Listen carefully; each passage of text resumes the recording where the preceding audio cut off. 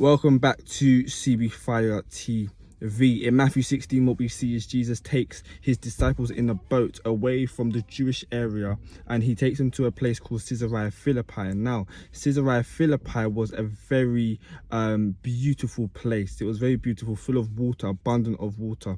It was rocky, but it looked beautiful, and it was very attractive for pagan worship. Now, there was a big cave called there, and it was called Grotto of Pan. Now, Pan was a Greek god, and he was the god of fright, thus the word panic.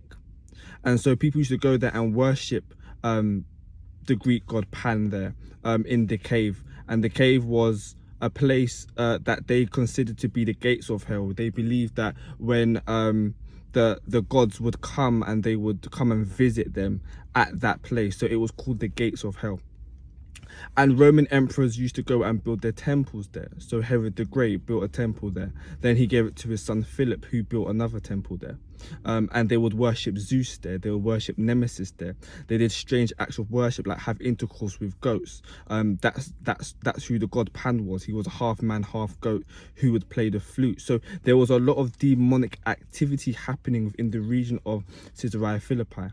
Now Jesus takes his disciples there, and then he says to them, who do people say that the Son of Man is?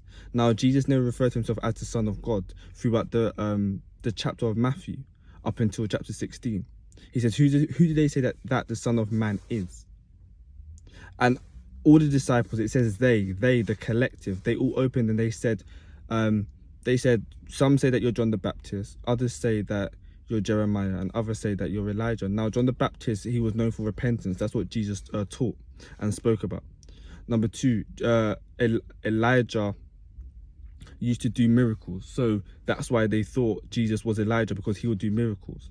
But also, number three, Jeremiah, the way that Jeremiah dealt with the people, the way he spoke from God. He would always cry out for the people. His heart was for the people. And that's what Jesus did. But what we didn't realize was that was all kingdom. So they thought that that's who he was. So then what Jesus did is he brought it from a broader scope, and he really honed into them. And he said, so who do you say that I am?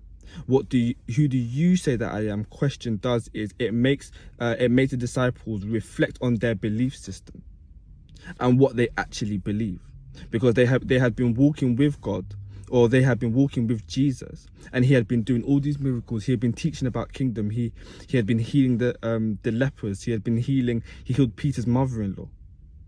So the question really honed into them, who do you say that I am?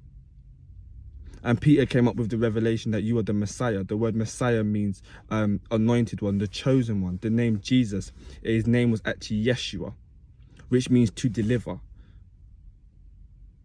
And so what we see is that Peter gets a revelation from God, from Father, about who Jesus is, which changes the course of things. Now, what am I trying to say to you?